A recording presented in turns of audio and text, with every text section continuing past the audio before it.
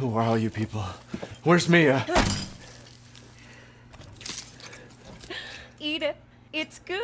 Welcome to MojoPlays, and today we're counting down our picks for the cutscenes that filled us with fear and dread. We could have been beautiful. Before we begin, we publish new content all week long, so be sure to subscribe and ring the bell to get notified about our latest videos. Meeting Adam, Dead Rising.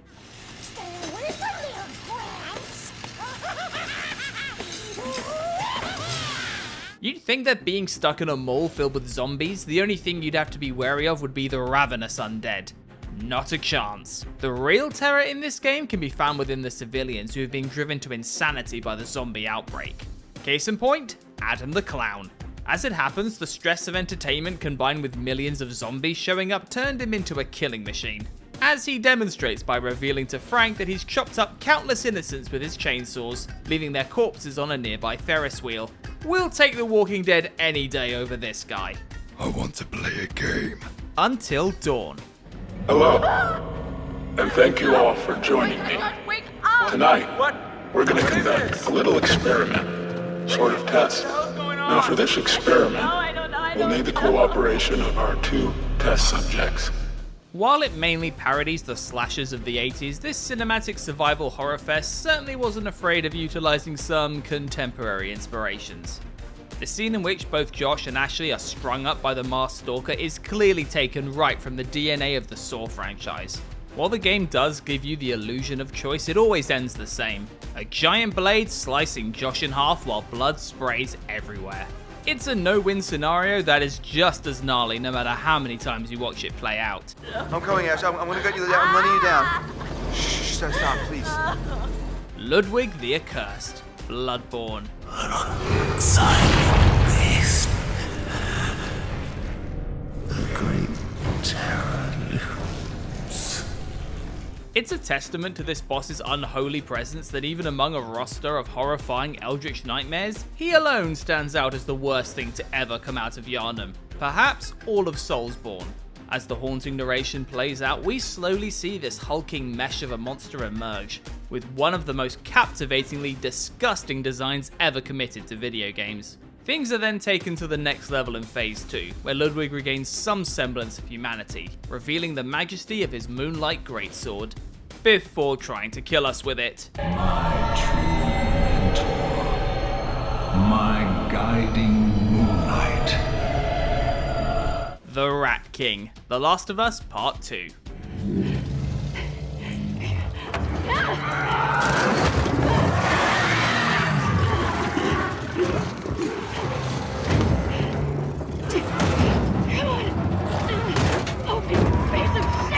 The Clickers are some of the scariest enemies to ever be introduced into gaming. Voracious, cannibalistic infected, consumed by the fungus that ended the world. After everything we'd seen from both them and their variants, it seemed like the ceiling had been reached when it came to sheer panic. That is, until Abby finds herself struggling to escape from a basement, and comes face to faces with the Rat King. A bloated, heaving abomination formed of 3 types of clickers melded into one. If the apocalypse had a poster boy, it would be His Majesty.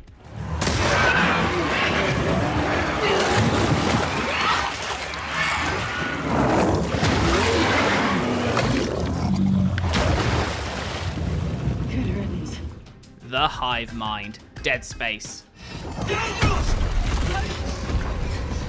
Last warning, Isaac. I mean it.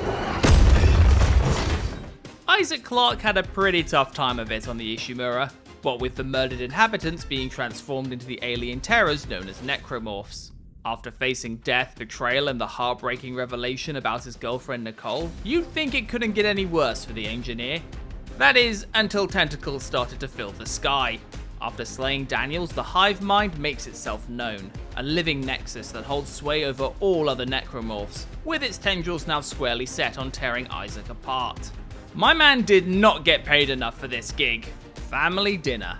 Resident Evil 7, Biohazard. Where am I? What the hell? Rise and shine, sleepyhead. It's time for supper. Foregoing the campiness of RE6 and bombastic action of RE5, this game brought horror and tension back to the forefront.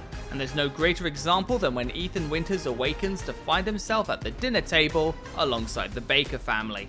Inspired by the iconic scene from the Texas Chainsaw Massacre, being forced to watch the Baker's particular brand of depravity up close is beyond the pale of unnerving. The sense of claustrophobia alongside the infected family's knack for bloodshed instantly resuscitated life back into this once decomposing franchise. This was supposed to be a very special feast. My boy. The Xenomorph. Alien Isolation.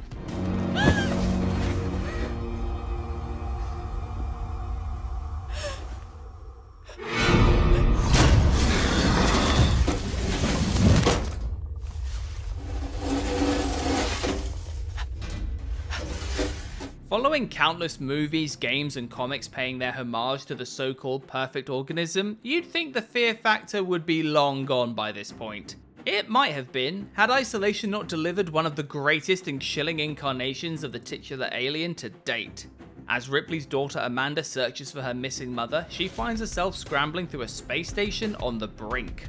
The sense of dread is palpable as soon as you step aboard, all building up to the moment where the Xenomorph makes itself known. With one fell swoop, it tears Amanda's companion Axel to shreds, before beginning its hunt. You'd be forgiven for not breathing throughout the entire blood-soaked spectacle.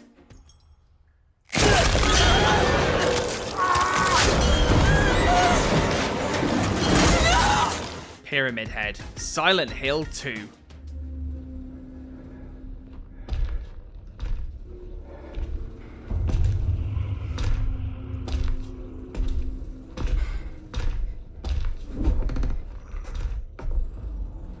The supernatural forces that dwell within this sleepy little town can drive a person to madness, or manifest their traumas into physical entities.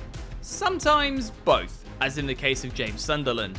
While the vulgar creatures encountered upon entry were no slouches when it came to making us uncomfortable, none hold a candle to the behemoth with the triangular helm and gigantic knife. The way in which Pyramid Head, after having his morbid fun with the other Silent Hill residents, slowly approaches James's hiding spot, unflinching even as he's showered with bullets, it paints him as an entity that cannot be stopped. Which, as the embodiment of punishment, is all too fitting.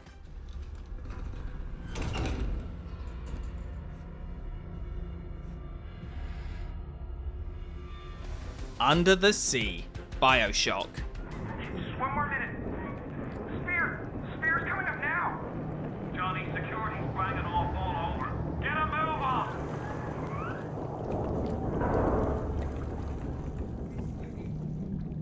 No trespass. Just don't hurt me.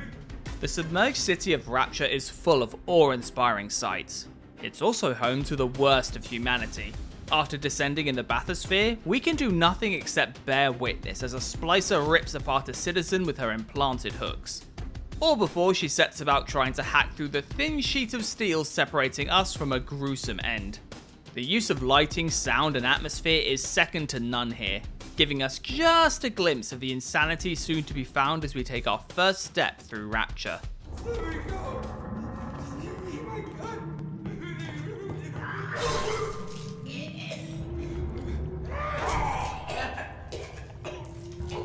Mr. Gluskin, Outlast Whistleblower. You make yourself forgiven for me. A delicacy to be unwrapped and unwrapped again and savored.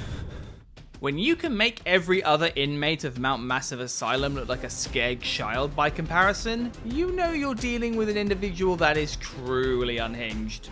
After being rendered unconscious and imprisoned, we're forced to witness the depths of Mr. Gluskin's madness, as he goes about maiming and killing other unfortunate captives, all in the fruitless effort to turn them into his ideal bride. The only thing more repulsive than watching inmates being tortured to death is getting a first-person view, as Gluskin comes dangerously close to castrating our character with a buzzsaw. One more. I try and I try. You all betrayed me. You can hang like the rest of them. Which of these cutscenes still make you shiver? Let us know in the comments.